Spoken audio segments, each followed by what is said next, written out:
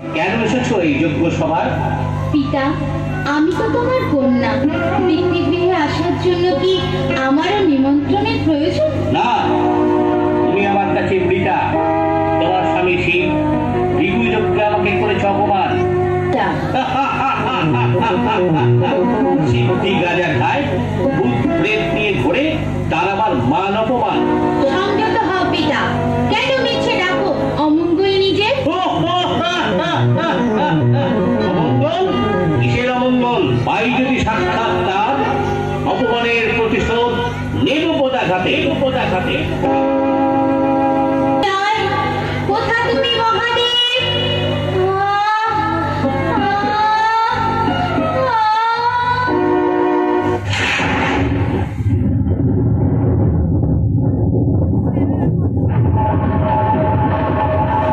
ধ্যানযোগে সতীর দেহত্যাগের সংবাদ জানতে পারেন মহাদেব।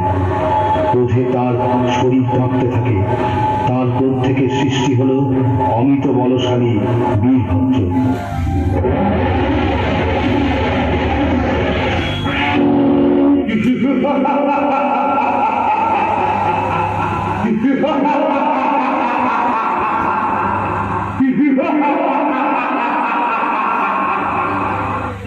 মহাদেবের আদেশে খড়গাঘাতে দক্ষরাজের মুন্ডুচ্ছেদ।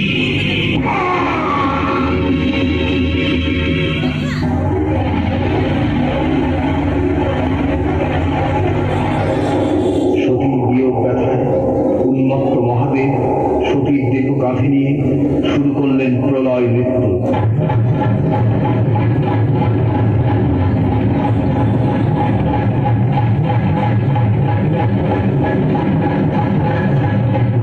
স্বর্গ মর্ত পাতাল কাঁপতে থাকে। মহাপ্রলয় বুঝে আসন্ন। সব বুঝি ধ্বংস হয়ে যায়, রক্ষার ধ্বংসের আধারকে রক্ষা করো।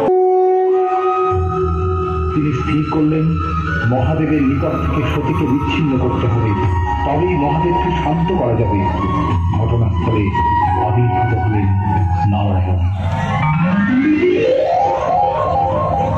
নারায়ণ তার সুদর্শন চক্র দিয়ে সতীর দেহ ছিন্ন ভিন্ন করতে লাগলেন।